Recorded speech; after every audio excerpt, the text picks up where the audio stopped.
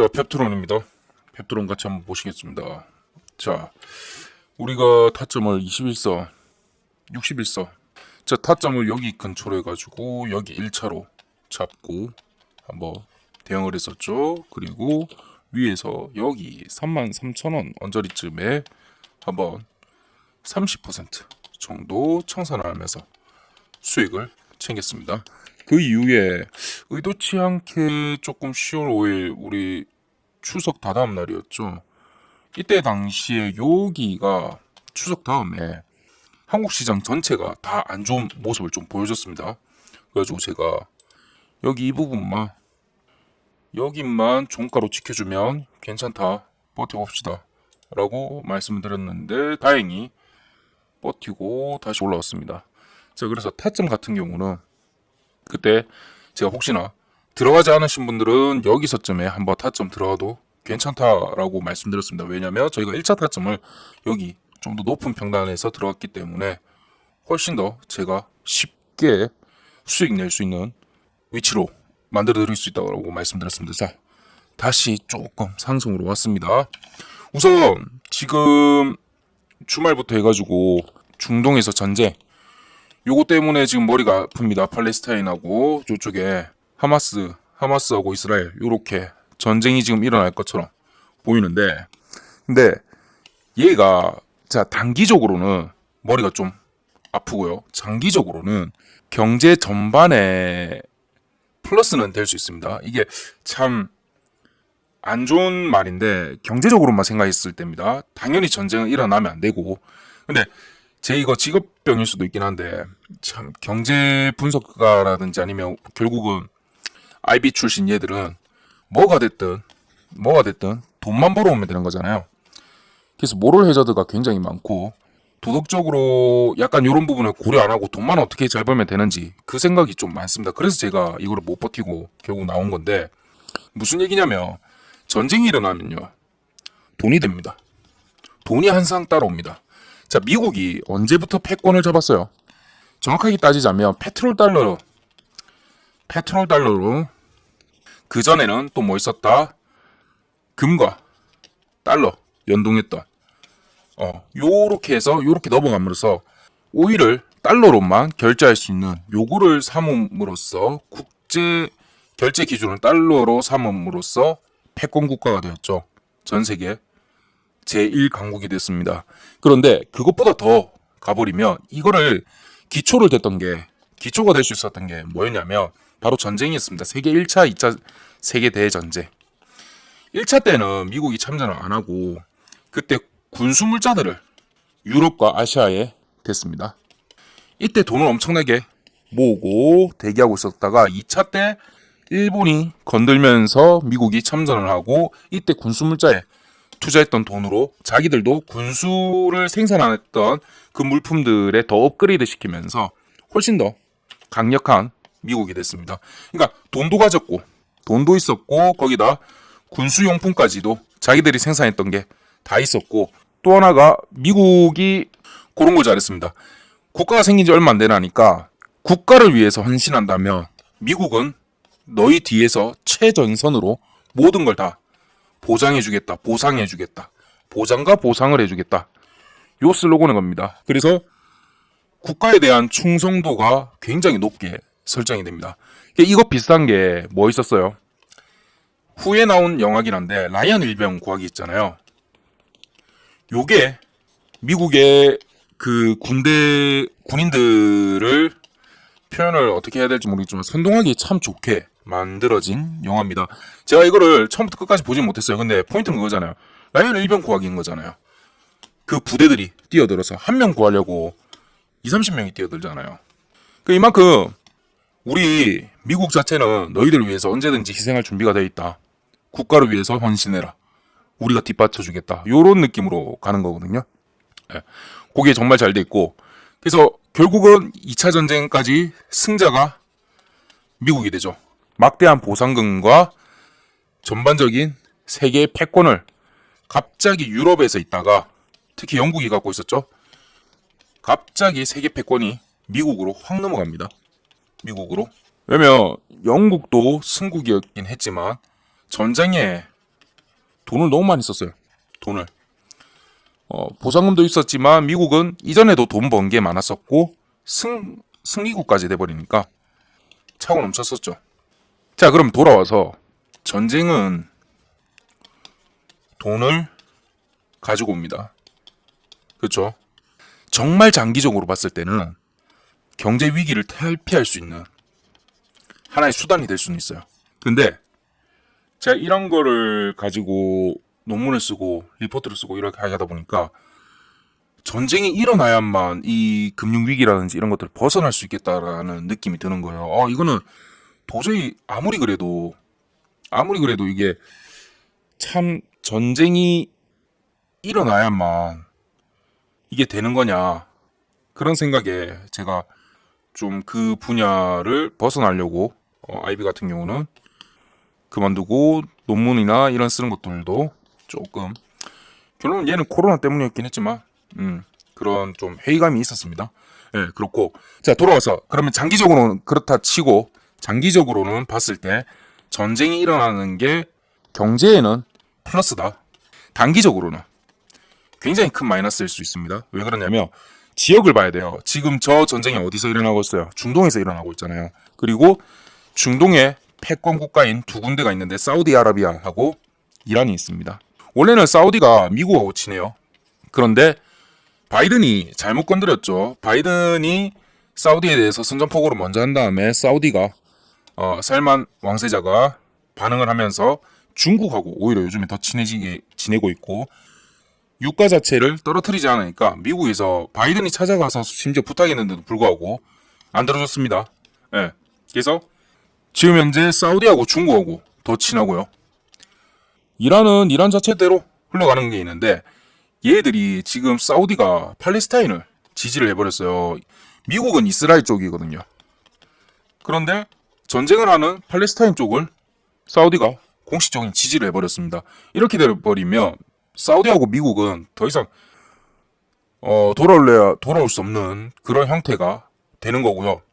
여기서 문제가 생기는 게 뭐냐면 바로 유가가, 전쟁 때문에 유가가 치솟습니다. 지금 100달러 근처까지 갔다가 다시 조정을 받고 있어가지고 87불인가? 80 초반불까지 갔다가, 이거 선물 기준입니다. 80 초반불까지 갔다가 현재 80 한 5에서 7불 정도로 놀고 있긴 한데, 여기서 단숨에 100달러까지 한꺼번에 치고 올라갈 수가 있습니다. 그러면 무슨 일이 생기냐면, 유가가 오른다는 거는 기업들한테는 비용이 그만큼 오르는 겁니다. 비용이 올라버리면 순수익 자체가 떨어지겠죠. 그러면 얘는 다시 한 번 더 주가에 영향을 줍니다. 왜? 매출에 영향이니까 매출과 이런 거에 영향 주고 순수익이 떨어지고 이러니까 주가에 영향이 갑니다. 주가는 떨어질 수밖에 없겠죠. 이런 형태로 오기 때문에 단기적으로는 경제에 타격이 높게 들어오는 형태가 됩니다. 자, 어쩌다 보니까 이제 전쟁 얘기하고 경제 얘기로 좀 더 많이 오긴 했는데, 여기서 여러분들이 가지고 가셔야 되는 부분이 뭐냐면, 오히려 이렇게 전쟁이 나는 이런 시기에는 차라리 캐시를 자기들이 주머니에 가지고 있는 게 차라리 낫습니다. 어떤 식으로 반응이 흘러갈지 모르기 때문에, 그리고 급락하는 부분이 생기거나 급등하는 부분이 생기기 때문에 단기적으로 투자를 약간은 쉬시는 게 차라리 나을 수도 있습니다. 다행히 저번 주부터 어제까지 시장 반응이 너무 안 좋았어요. 거의 다 마이너스였죠. 그런데 오늘 같은 경우는 좀 오르고 호재성도 없는데도 불구하고 반등으로 보여주긴 해요. 근데 그 반등이 실적에 의한 반등인지 아니면 데드캣 바운드인지 그걸 아셔야 돼요. 지금 보시면 코스피 선물입니다. 코스피 선물 기준으로 해서 1, 2, 3, 4, 5, 6, 7, 8, 9, 10, 10일 거래일째, 얘는 반등도 아니고 살아난 것도 아니기 때문에 개파로 마무리했기 때문에 10일 거래일째 하락을 맡아줬습니다. 그러면 이쯤이면 뭐가 됐든 반등은 나올만 합니다. 그리고 오전까지만 하더라도 330 가까이까지 치솟았는데 지금 조정을 받고 있죠. 자, 요렇게 됐을 때 내일까지 만약에 332.50을 올려준다면 내일까지는 단타를 치기 괜찮은 날이고요. 그게 아니라 여기서 60일선에 걸려서 다시 320 내일 320까지 보러 간다면 얘는 데드캣 바운드로 약간은 종목들을 포트폴리오를 약간 줄이시는 게 맞는 시기입니다. 자, 우리가 투자를 하실 때 꼭 아셔야 되는 게 올라갈 때 같이 타야 되는 거예요. 여기서 내려갈 때 여기서 다시 치고 올라가는 요 부분에서 타든가 최소한 둘 중에 하나를 해야 되죠. 여기서 타면 아무리 물 타고 해봤자 얘가 여기까지 올라오기 전까지는 다 마이너스입니다. 그럼 개미들은 이 구간을 못 버티죠. 그러면 최소한 여러분 여기서라도 잡아야 되는 겁니다. 여기는 잡기 힘들겠지. 그건 비슷한 거 아니에요? 싶지만 올라가는 초입 부분은 잘 몰라요, 개미들이. 내려가는 초입 부분도 여기가 바닥인 줄 알잖아요. 그것도 잘 모릅니다. 그러면 한번 참고 기다리셔야 돼요. 그러면 초보들이 들어가기 가장 좋은 데가 첫 번째가 어디냐? 바로 여기 60일선입니다. 60일선. 정 모른다면 60일선에서라도 들어가세요. 아니면 121선. 본인은 더 기다리는 스타일이다. 121선. 근데 121선까지 내려오는 부분은 추세가 굉장히 꺾였다고 볼 수 있고요. 61선 같은 경우는 상승 추세가 남아있는 상태에서 약한 조정을 받고 다시 올라갈 수 있는 가능성이 있는 겁니다. 121선은 그 추세가 꺾인 상태에서 다시 한 번 더 차곡차곡 쌓아 나갈 수 있는 가능성이 있는 거고요. 요 두 개 차이가 있습니다. 그래서 우선은 제가 여기 61선 들어가고 여기서 들어가면 1차 목표가로 38,000원, 그때 당시에는 여기 38,000원이 있었죠. 21선 여기서 한번 보시라고 했는데 제가 38,000원을 얘기했나요? 36,000원 얘기했나요?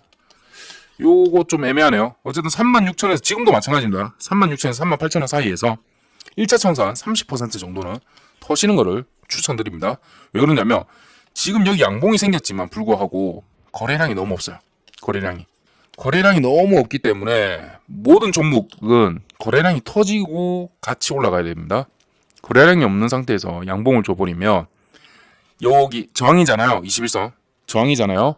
자, 보시면 21선의 저항도 있지만 이전에 여기보다는 여기가 맞겠네. 네. 이전 매물대들의 하단하고도 또 같이 겹쳐요. 여기가 35,000원과 36,000원 사이가 강력한 저항을 형성할 수가 있습니다. 그래서 1차적으로 30%는 터시는 걸 추천드리고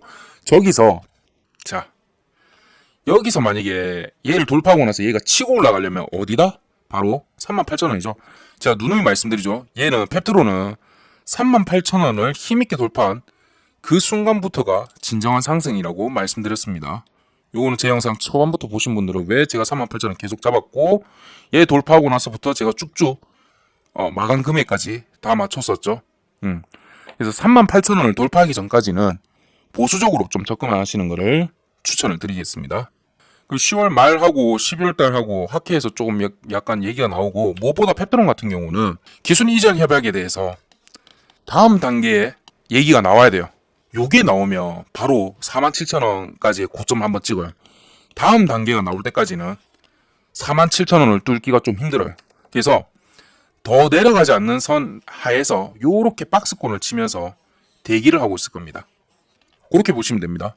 그래서 그거의 중간이 여기 36,000원 36,000에서 38,000원 사이 요렇게 보시면 됩니다. 그래서 요거 아래로 내려와서 여기 하단쯤에 온다면 매입, 중간 이상부터는 분할 매도, 분할 익절 요렇게 대응을 하시면 되겠습니다. 그런데 본인이 생각했을 때 48,000원과 요거 이상을 더 치고 갈 것 같다. 그러면 여기 사이에 박스권 내에서 전체 익절이 아니라 한 30% 정도씩은 남겨두세요. 남겨두시면 어떻게 되든 여기 내려온다 하더라도 물 타서 또 익절 내고 하면 되니까 그건 가능합니다. 그런데 이런 분들 계시죠. 아무리 평단가 좋아도 여기 잡았다 치더라도 무조건 47,000원 갈 거야 해서 여기를 돌파할 때마다 전혀 팔지 않고 버티시는 분 같은 경우는 어떤 일들이 생기냐면 저희가 시드 프로젝트에 사람이 많으니까 그런 일 있었죠. 100원 차이로 익절이 안 됐어요. 100원 차이로 자꾸 요거 한 5번 정도 있었죠. 요런 현상이 생깁니다. 본인은 47,000원 익절하려고 했는데 46,900원까지 갈 수 있어요.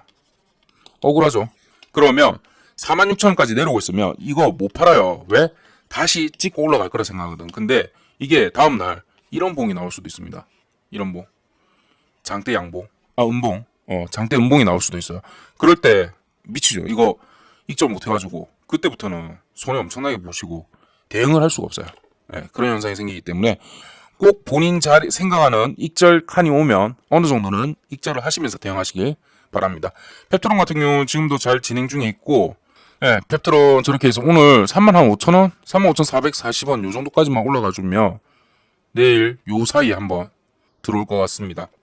네, 그렇게 대응하시고, 네, 잠시 후에 저녁에 교육방에서 뵙도록 하겠습니다.